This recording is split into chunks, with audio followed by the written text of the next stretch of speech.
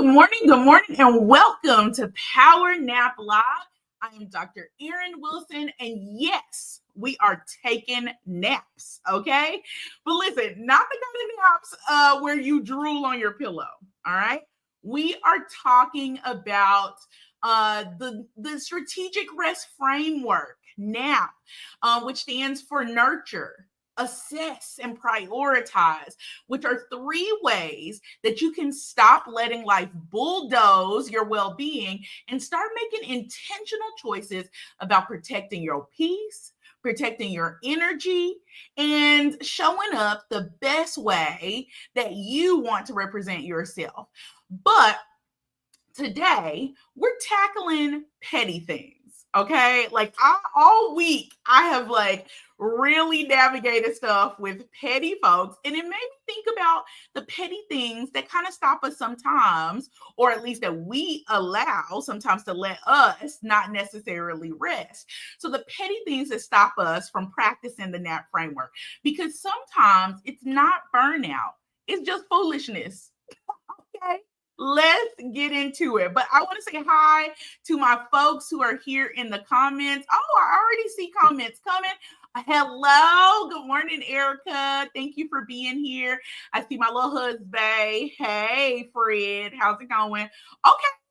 Fire emojis. Okay, can y'all tell I'm further back today? Okay. I don't know if that'll make a difference or not, but I'm a little further back. So let me know if it feels good. Even just like with NAP, okay? Just like with the NAP framework, just like with rest, you try new things until you get there, right?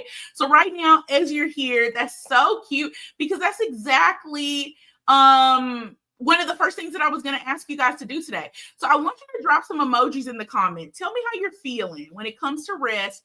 What was your week like? So drop some emojis in the comments. I'm going to see if I can see these. I have my camera further back today. So, okay, I still can't see. So go ahead and drop that emoji so I can know how you are feeling today, because that's what we're going to talk about. We're talking about the pettiness that stops us sometimes from, not sometimes, pettiness can stop us all the time from the rest that we deserve, the rest that we want to have, all of those different things. So I see some emojis. Oh, okay. A little cartwheel emoji. Come on, cartwheel. I love that. Excellent. I've got, let's see. I'm trying to see this little, y'all. I can't see these little emojis. They too far. Let me see. Oh, I've got some, not the little, the little, I don't even know, how would you describe the emoji that's got the little sweat bead? Little bead of sweat emoji. I'm gonna call it little bit of sweat emoji. All right. Well, hopefully by the end of this, you'll be feeling much better and feeling energized. So thank you guys for being here today. So the first thing that I wanted to talk about, like I said at the beginning of this, is those petty peace disruptors. Okay. And like always, I wrote down kind of a list of some of those things. So, you'll always see me kind of look down because I want to make sure that I bring you the information that I want you to, for us to really think about as we're navigating this together each week. This is us. I'm in this too. I have to remind myself constantly. This week was one of those spaces where I had to really remind myself to rest and to prioritize rest, right? So I want you to be able to do the same thing. So I want you to think about, so have you ever had a situation where someone hits you with, can I pick your brain? Now you just sat down, maybe you just got back to your office, maybe you just are trying to live your best life. And folks are like, can I pick your brain?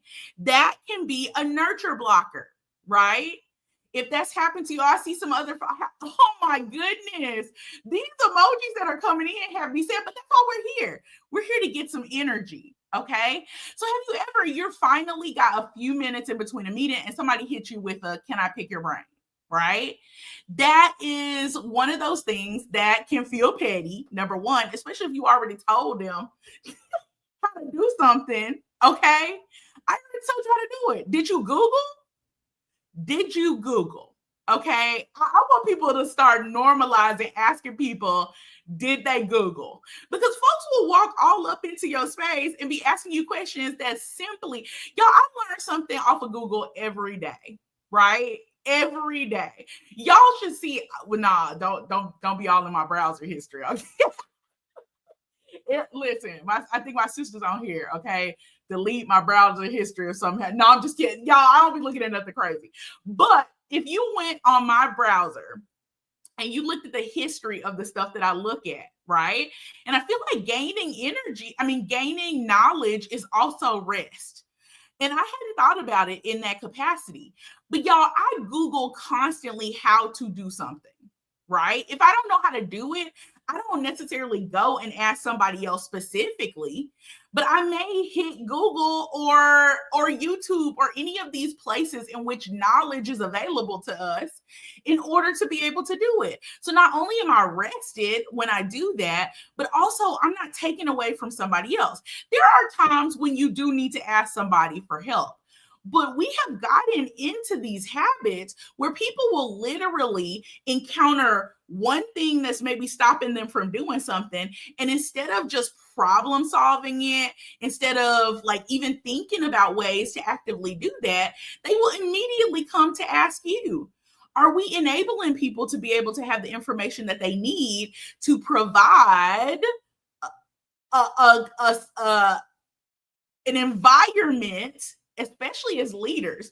Are we giving people all the tools that they need or reminding them to use their tools so that they're not as likely to come and disrupt your peace, disrupt your space, right? When they need something or when they have a question. So that's one of the big pieces. Or when your plate is full, right? Or someone comes up to you and tells you, declares for you that your plate is full.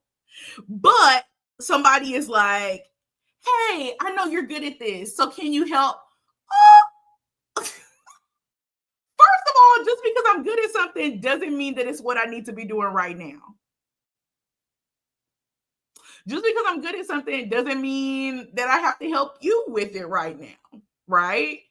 One of the strategies that I use quite often, because people love to go, oh, you're doing this or you're doing whatever, and I want to ask you some questions about it.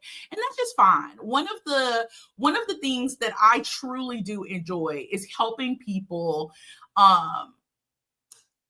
strategize around something that they want to do, something that they want to learn.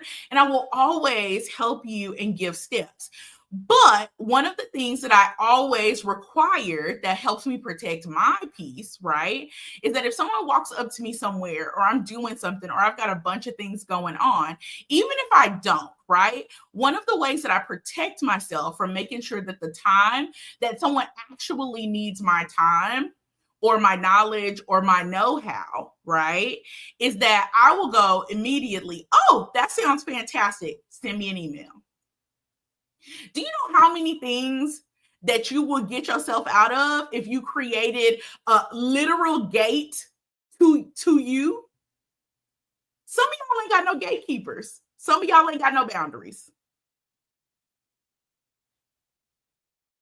I'm going to say it again. Some of y'all ain't got no gatekeepers. Some of y'all ain't got no boundaries. And you're wondering why you're tired. You're wondering why you can't make time to do the thing that you want to do. You're wondering why you can't, whatever it is on your list. But it's simply because you don't exercise the boundaries that you want to put up.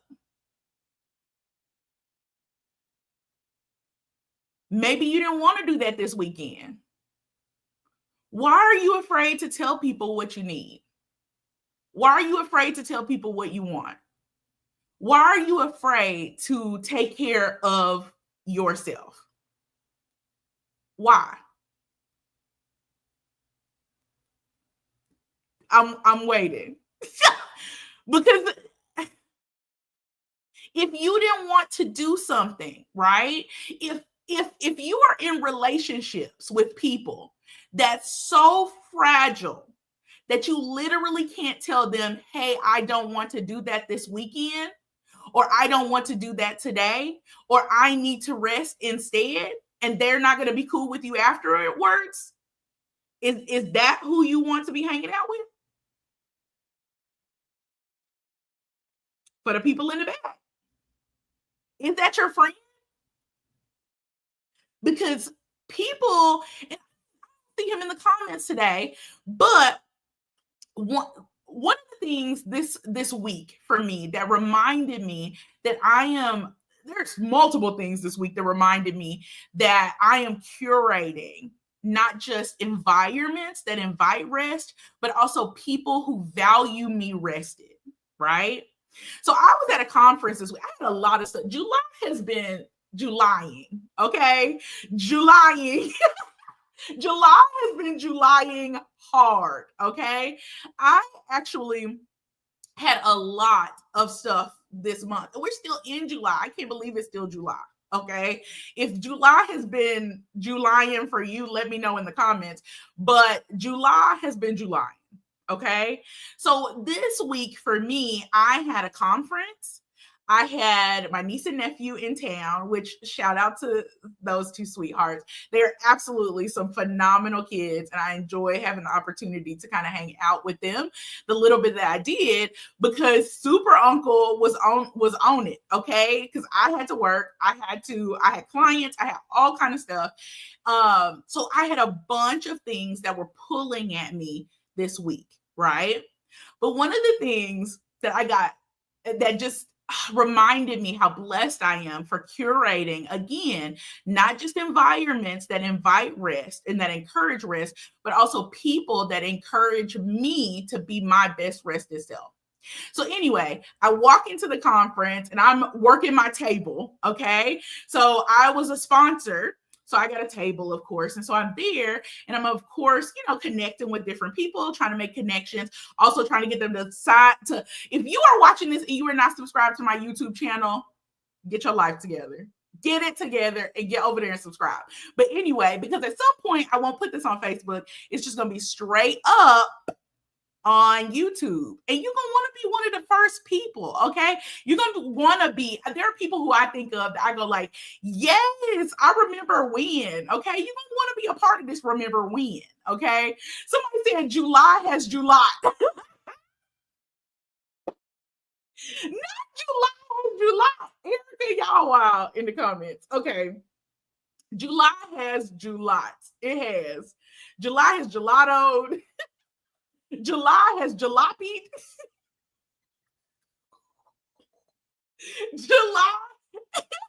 July, I'm done with it. I'm done with July 2025. Okay.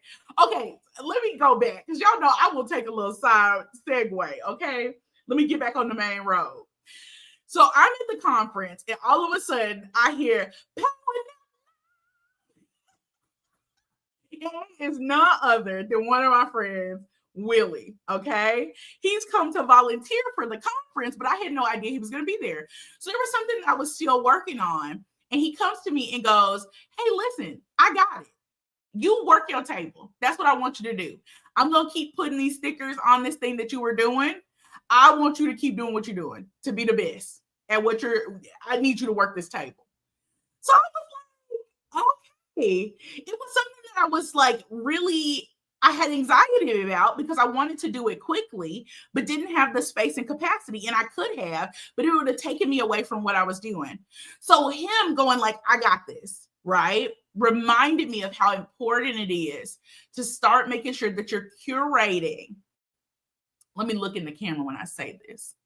If you are not already curating environments and communities that value arrested you, then get your life together. That's all I'm going to say. That's all I'm going to say. If folks around you aren't helping you the same way I do for other people too, right? The same way I go, let me help you with this, or let me help schedule whatever this is, or let me talk to you about whatever. I had a good meeting with a really good friend this week about how to help us, how to keep her accountable to something, because I want her to be her best self. If the people around you are not helping saying things that are allowing you to be rested, but also to show up as your best self, then I need you to reevaluate. I need you to have some tryouts. I need you. I need them to dance the choreography again or something, because we need to be curating those spaces. Okay. Listen, the last part, or a prioritized blocker, right, is maybe laundry or something that you're supposed to do becomes really urgent when it's time for you to choose you. There's always going to be something that needs to be done. Always. Now, don't get me wrong. There's sometimes where, like this week for me, because I was gone in a lot of places, I had a lot of work, I had a lot of, different clients this week, so many things that were pulling at my attention, that to me, our living room got a little wild. Okay. So there was a moment for me where I was like, okay, I cannot continue to be the best version of myself if the living room stays crazy, stays wild. And y'all, it was, what's that song? A tornado. It really looked like a tornado had hit my living room. And I was like, I can't do this. I cannot. So for me, in order to feel rested, I prioritized making sure that I had cleaned, right, the space that I needed to be in. It made me feel better. It made me go, okay, I can be productive in another space. It helped me rest better, right? So by no means is resting and prioritizing yourself saying don't do some of the things that you need to do. Sometimes that's a part of your rest equation. And if for you, it's important before you are able to feel rested for your space, your environment to feel that way, then you got to do it, right? So there's so many different things that kind of fall in that list of those petty peace disruptors. Okay. But we've got to make sure that we're figuring out, even though we're encountering those, how we can nap anyway. Even though we encounter the petty people, okay, even though the stuff is petty, right? Powerful enough to derail your peace sometimes. We have to make sure that we're still able to get that nap. Okay. Somebody tell me, I want to hear some folks in the comments talk about what are some of your petty peace disruptors. Okay. I'm going to wait just a second because there's usually a delay. I think about 10 seconds before I can really see your comments. So I want you in the comments, even if you're not watching this live, put it in there. What are some of the petty peace disruptors that you've experienced, maybe in the past week, past 2 weeks, or whatever the case? I want to see those come in. But as you're doing it, I'm going to segue, because remember, I said that we've got to make sure that even though we're experiencing those petty peace disruptors, that we still make sure that we nap anyway. We got to. You have to make sure. So one of the first things, remember, the framework is all about that nurture, assess, prioritize. If you have not read my book, our book, Dr. Kelly Dixon and I wrote a book called Strategic Rest in Leadership. Let's see. I usually here we go. I don't know if you can see that. I hope so. But anyway, get our book. You can get on Amazon, wherever. Okay. But the first thing, as I talk about how to reinforce that framework, okay, is nurture both your body and your spirit, even if you only have 10 minutes. Okay, I wrote that down. For some reason, 10 minutes felt right. Even if you only have 10 minutes. Oh, I see, folks. Erica said, not setting those boundaries and agreeing to hang out. Absolutely. Again, I said this at the beginning of this. If somebody who is your friend doesn't get that this time you need to rest, or this weekend you need to recover, or we just spent 2 hours together, it's time for me to go back to the crib. Okay. Oh my God, crib sounded so oldly. I mean, so old. Back to the yard. There's nothing wrong with being old, but you know what I'm saying. I felt very elder millennial right there. Okay. I need to get back to the yard. Okay. If we've already spent time together, I can't spend my whole day with you. And maybe you can. Sometimes for me, feeling rested is spending the whole day with someone who helps me feel at peace. But if that's not the case, then you need to make sure that you're clear with that person. I love you.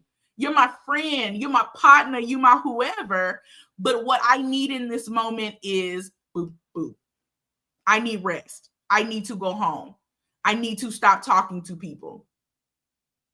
I need to be in bed rubbing my feet together, moisturized, okay? Sipping tea. If you mean eating Italian ice. Y'all, Jeremiah's got me in a chokehold, but we're not even talking. Jeremiah, if you want to sponsor something, call your girl. I will eat Italian ice on this show every day, okay? Anyway, you need to be able to make sure that you're surrounding yourself with people who will allow you to do that. Also, you need to assess what's actually urgent, not just what feels loud. I'm going to say that again. Folks have to start assessing what is actually urgent and not just what feels loud. We often start really focusing on the things and the people who are the loudest in our lives when there are other things, like sometimes ourselves, our health, and I need to hear that myself, right? That need to take priority. That we can't let, just because it's the loudest voice or the loudest thing, keep us from really looking at below the surface to figure out exactly how or what is the most urgent thing for us. Okay? That is how we still nap even when things around us are going wild. This last piece of the nap framework, prioritize, right? But you need to be prioritizing your joy. You need to be prioritizing clarity. You need to be prioritizing making the next right step. And that right step feels a little wrong sometimes, right? To me, because sometimes I feel like there is no exact right step. Oftentimes, especially, I know for me, I'm a person that like sometimes trying to get it right can literally leave me in paralysis, right? Instead, I don't end up moving forward because I'm working so hard to try to make sure I'm making the right choice. But sometimes, especially as we think about nap, right, and taking care of ourselves, sometimes the right choice is just action. We have to trust ourselves that we have the experience, the knowledge, the skills, especially as leaders, to be able to pivot or to turn or to decide how to take the next step after we take the first one, even if it doesn't look exactly the way that we wanted it to look. Sometimes we allow ourselves to not move in action because we don't trust ourselves. And if we don't trust ourselves, then how can we rest? If you don't trust yourself, how can you rest? If you don't trust the people around you to have your best interests at heart, how can you rest? If you're a leader and you're leaving, right, on vacation, and you can't trust the people who work for you to make sure that things are still going well while you're gone, how can you rest? How can you rest if you don't trust? And I'm not asking you just to blindly trust people. I'm asking people, places, things, whatever it is. I'm asking you to make sure that you're curating environments and communities and staffs and whatever else it is in order for you to be able to rest. Rest is rest, but it is not work. Rest is rest, but it's not work. That totally makes sense in my head. I hope it makes sense to other people. Just because you feel rested from rest does not mean that in order for you to feel rested, it does not take work. It does not take foresight. It does not take being thoughtful and intentional, because rest does take all of those things. We have to get out of the habit of only thinking that rest is supposed to be rejuvenating. It is, right? But there's also work that goes into making sure that we're sowing the seeds that allow us to be able to nurture ourselves when we're in the space to be able to nurture ourselves. And that's where, even though nurture is the first part of that framework, that's where the assess and prioritize come in. It's a cycle constantly, so that you're always being able to get back to that nurture from assessing and prioritizing. Does that make sense? I hope so. Check your edges real quick. Because that's what strategic rest looks like. It's not perfection, it's intention. Strategic rest is not about perfection. It literally is about intention. Okay. So listen, it was incredibly important to me while I was at the conference this week, in our last few minutes together. It was incredibly important to me to be able to connect with people, of course, to get more clients. Who doesn't want more clients, right? But also to be able to connect with people, to subscribe to my YouTube channel. I have a goal that I want to reach by the end of the year, of course. And shout out, I think I'm almost to 100 subscribers, y'all. I think I'm like 2 people away when I checked yesterday from 100 subscribers. I don't know today if hopefully 2 people came through for me so I could actually be at 100. Okay. But whatever the case is, that was my goal. I wanted to leave the conference and have gotten to 100 subscribers. Okay. And now I know there's people out there who have millions and billions and billions of subscribers, but I can't worry about them. This is my lane, right? Each subscriber will be someone who believes in the message of what I'm talking about, or believes in me, and I'm fine with that, or resonates with what I'm talking about. Okay.